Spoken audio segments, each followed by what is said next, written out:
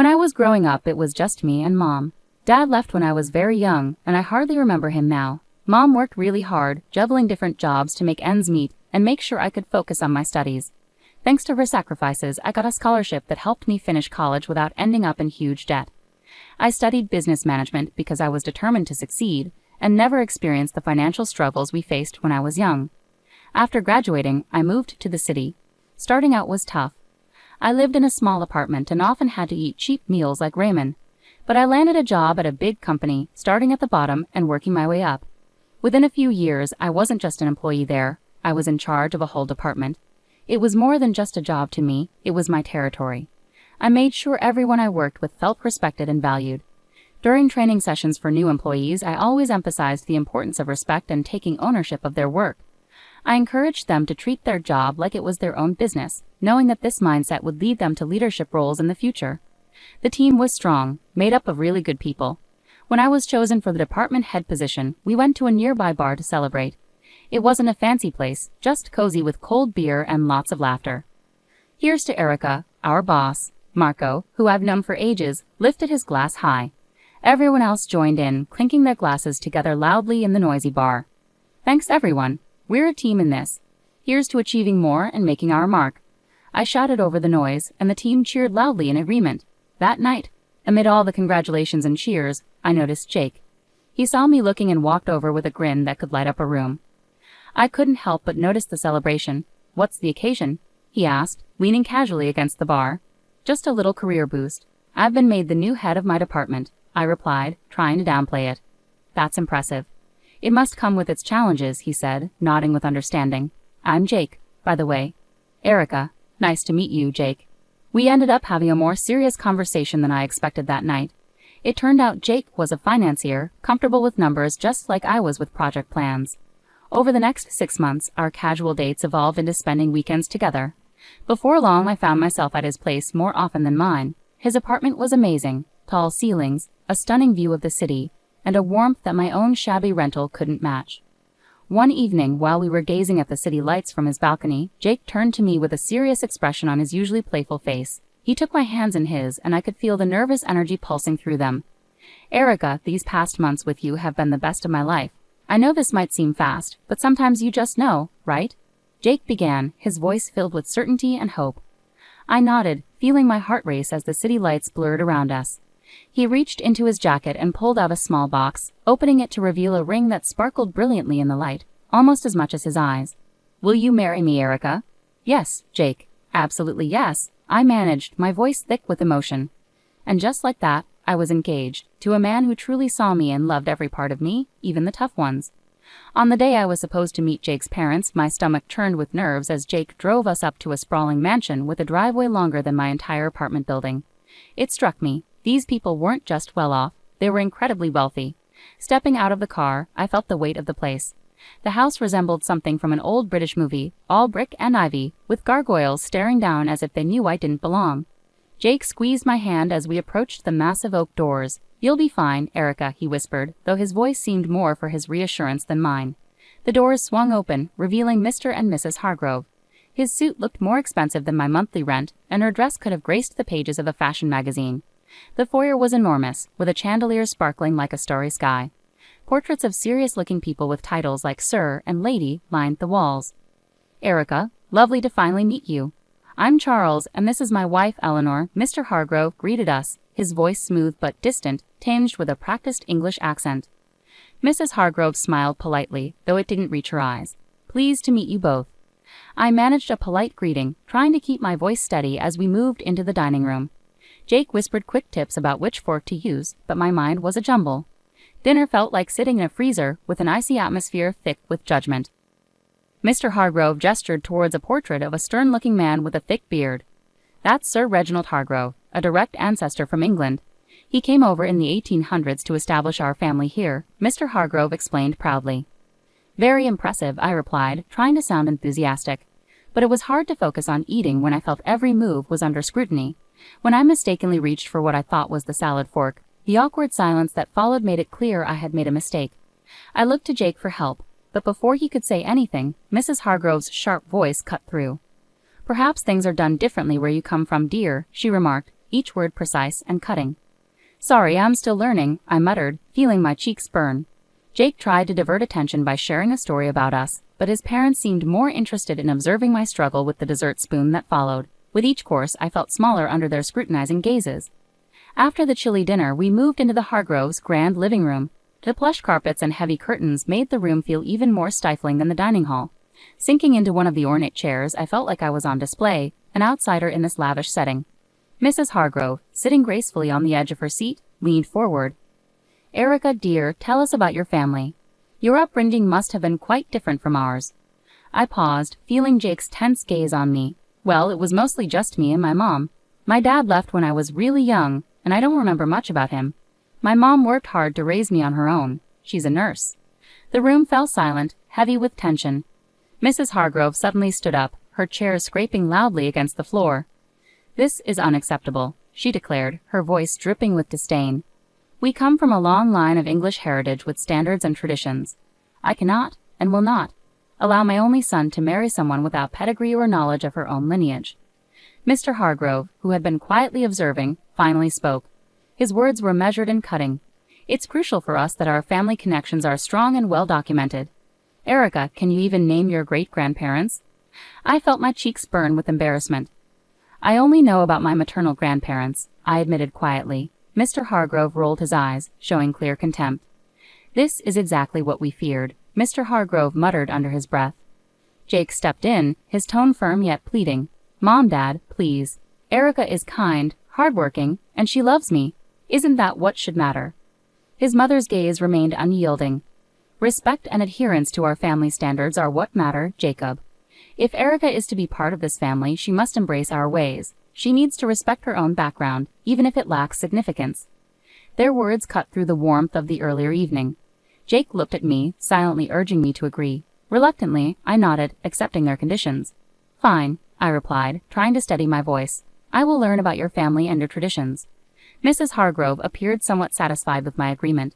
"Good. You'll begin by familiarizing yourself with our family tree and learning about each person in those portraits. It's not just about names, Erica. It's about showing respect for our lineage."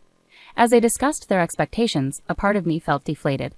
What started as a simple meeting had turned into a daunting challenge. I had agreed to their demands, but at what cost?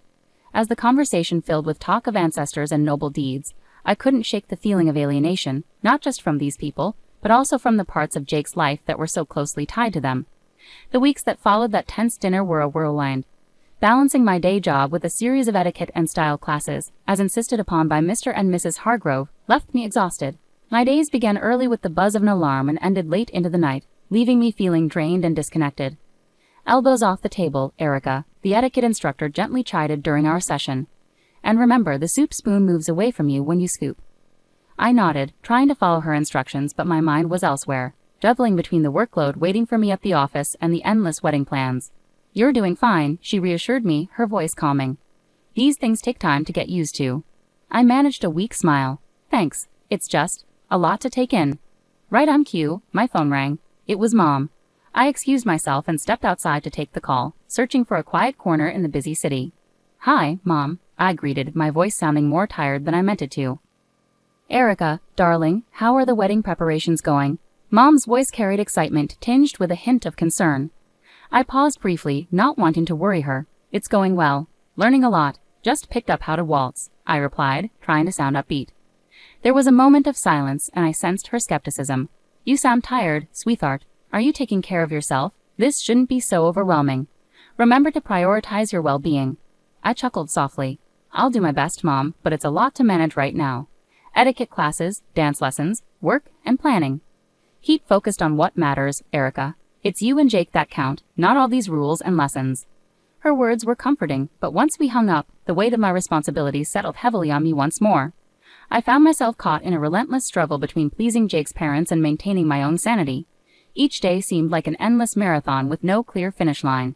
Back in the etiquette training, the instructor's voice became a monotonous backdrop as I practiced the correct way to hold a wine glass. Apparently, pinching the stem, not the bowl, was crucial. In rare moments of respite, I'd lie on my back, staring at the ceiling, questioning whether all the effort was worth it. The constant scrutiny, the endless lessons, and the cold disapproval from Mr. and Mrs. Hargrove whenever I made a mistake, which happened more often than I cared to admit. One evening, just as I was drifting off to sleep, my phone buzzed. It was Jake, his text lighting up the screen. "How was your day? Miss you." I stared at the message, my fingers hesitating over the keyboard. I wanted to pour out my frustrations and fears to him, but I held back. Instead, I replied with a simple, "Miss you too." Long day, but hanging in there. As I set the phone down, the silence of my apartment felt suffocating. Was this how things were going to be? Pushing through exhaustion, forcing smiles through stress. All to fit into a world that increasingly felt foreign to me. The big day had finally arrived. The venue buzzed with flowers, elegant dresses, and the city's elite mingling around. My stomach churned as I stood in my flowing white gown, struggling to calm my nerves. My mom came over, gently adjusting a stray curl on my forehead. "Everything will be okay, Erica," she whispered reassuringly, her smile warm. I wanted to believe her, but as the ceremony began, any hope of a peaceful wedding quickly faded. Jake's parents exuded an air of superiority. Mr. Hargrove greeted guests with self-importance, and Mrs. Hargrove made sure everyone knew how they had made the wedding happen.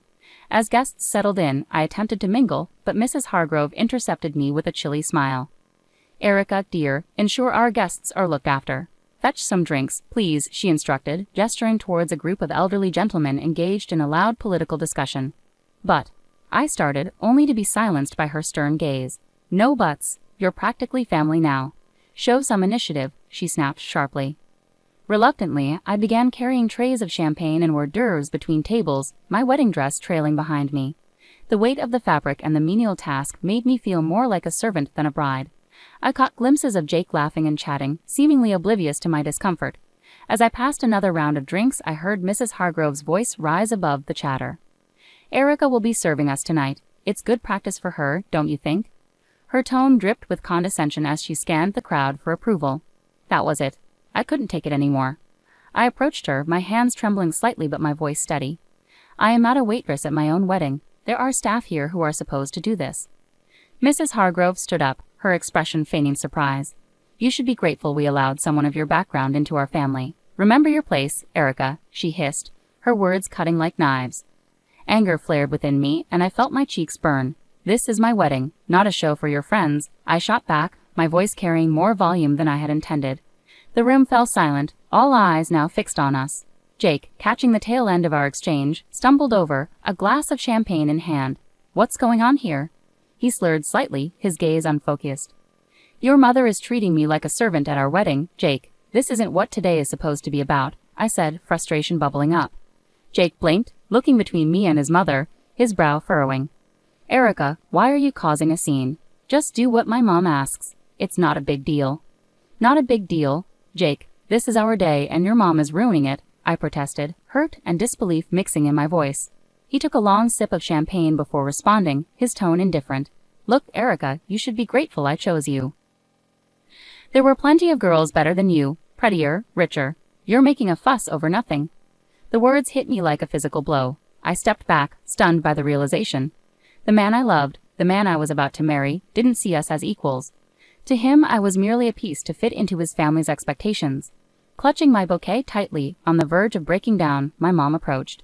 She took one look at me and enveloped me in her arms, holding me in a comforting embrace that seemed to shield me from everything. "Honey, do you truly love him? Do you really want this marriage?" she whispered, her voice tinged with concern. I shook my head, my voice barely audible. "No, Mom, I can't go through with this. I don't want to." Mom nodded, her expression determined as she gently took the bouquet from my trembling hands and guided me to a chair, her touch comforting. With unexpected resolve, she walked over to the DJ, requested the microphone, and turned to address the assembled guests. "Ladies and gentlemen, may I have your attention, please?" Her voice, steady and clear, cut through the low hum of conversation, capturing everyone's focus. A silence fell, anticipation thick in the air. She took a deep breath and directed her gaze squarely at Mr. and Mrs. Hargrove. "I have something important to share about truth and appearances," she began firmly. "I attended school with Charles and Eleanor Hargrove. Back then, they didn't speak with an English accent or boast noble lineage. Their families were hardworking people, much like ours." A murmur spread through the crowd.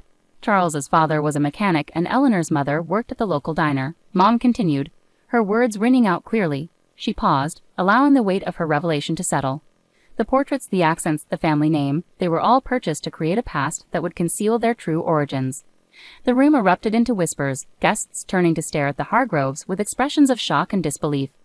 Mrs. Hargrove stood up, her face flushed red, the facade of aristocracy crumbling before everyone's eyes. That's absurd. She began defensively. But my mom wasn't done. To think you would stand on these fabrications and judge my daughter's worth based on a lie. Erica is worth more than all your false titles combined. She is genuine, something you seem to have forgotten how to be. The guests openly murmured now, their curiosity turning into disdain as they looked at the Hargroves. Mr. Hargrove attempted to respond, his accent slipping from refined to more desperate. We did what we believed was necessary. For whom? My mom interjected, her voice fierce. For your son? For society? Or just to satisfy your own shallow pride? The confrontation had captivated everyone's attention, and now the room buzzed with tension and revelations. The Hargroves appeared diminished, their grand facade crumbling to reveal the stark truth of their humble origins. Jake's face twisted with a mixture of shock and anger. He stormed up to me, his voice barely contained as he leaned in close. You've ruined everything, Erica. You've disgraced my family, and now you're questioning if I still want to marry you after this spectacle. His words cut deep, but before I could respond, he grabbed my arm forcefully, pulling me closer. I'll teach you how to be a good wife, one who knows her place and obeys. His threat hung in the air, chilling and weighty. Summoning all my strength, I wrenched my arm free and stepped back from him. The room fell silent, every eye fixed on us. This was the man I had planned to marry. This was the family I was supposed to join. No, this couldn't be my reality. Drawing a deep breath, I channeled my mother's earlier resolve. There will be no wedding, I declared loudly, ensuring every guest heard. I regret ever considering marrying someone who embodies the arrogance and deceit of his parents. Murmurs filled the room, a mix of shock and support echoing through the crowd. Jake stood frozen, his mouth gaping as if trying to undo my words. Beside me, my mother provided a steady presence, shielding me from the chaos. Together we walked through the guests, heads held high. In the weeks that followed, news of the Hargroves' deception spread rapidly through the city. Their fabricated lineage and lofty social status crumbled like a house of cards. Once admired figures became pariahs, avoided by those who had once sought their favor. They sold their mansion and left town, seeking a fresh start where their tarnished past wouldn't follow. As for Jake, I heard snippets. Tales of a downward spiral, nights spent drowning his sorrows in bars. I didn't delve into the details, nor did I have any desire to. He had revealed his true nature, a side too ugly and deceitful for me to ever look back on with fondness. Thank you, Mom, I said one evening as we sat in our modest living room, a stark contrast to the opulent falsehood I had almost become a part of. For everything. For being there, for standing up for me, for helping me see the truth before it was too late. She squeezed my hand gently. I'll always be here, Erica. You're my daughter, and I raised you to be strong and true. No man, no family can ever diminish that. We sat in companionable silence, the TV murmuring in the background, a comforting normalcy after the tumultuous events. I had lost a fiancé but regained my life, my dignity, and most importantly, my future. Returning to work after the wedding disaster felt like stepping into a sanctuary. My colleagues who had heard about the chaos were incredibly supportive. Erica, you dodged a bullet, girl, Marco remarked as soon as I entered the office. Leaning against my desk, he offered me a steaming cup of coffee, a gesture that felt like both a peace offering and a welcome-back gift. Thanks, Marco. It's good to be back, I replied, accepting the coffee and relishing its familiar bitter warmth. And yeah, that bullet was more like a cannonball. That's refreshing, Jenny added from her cubicle across the way. Anyone who makes you serve guests at your own wedding is no husband material. You deserve way better, honorable. I smiled, appreciating her support. I think so too. It's nice to be back where I'm valued for who I am, not for the family I could have married into. In the weeks that followed, the encouragement from my team remained steadfast. It was during this period of healing that I met Brian. He was a friend of a friend, down to earth with a quick smile and an easygoing demeanor that was infectious. We first connected at a casual gathering, just friends hanging out on a Saturday afternoon. Brian greeted me warmly as I arrived. Hey, you must be Erica, he said, standing up to greet me. I've heard a lot about you. All good things, I promise. Thanks, Brian. I hope they didn't exaggerate too much, I replied, trying to match his relaxed vibe. We hit it off immediately. His family was a stark contrast to the Hargroves. When I met his parents, they welcomed me warmly with genuine hugs and smiles. Erica, we're just glad Brian found someone who makes him so happy, his mom said, pulling me into a hug as soon as I stepped through their front door. It felt refreshing, just genuine warmth and acceptance. Brian and I weren't rushing anything. We were taking our time getting to know each other beyond the surface level. Back at work, my boss called me into his office one day. Erica, I just want to say we've all noticed how you've handled everything. It hasn't been easy, but you've managed to keep your performance top-notch. I nodded, curious about where this was leading. We think it's time for another promotion. You've proven you can handle just about anything, and your leadership has never wavered. Leaving his office, I felt a surge of pride. With a new relationship unfolding, a career advancing, and the respect of those I cared about, I finally felt like I belonged.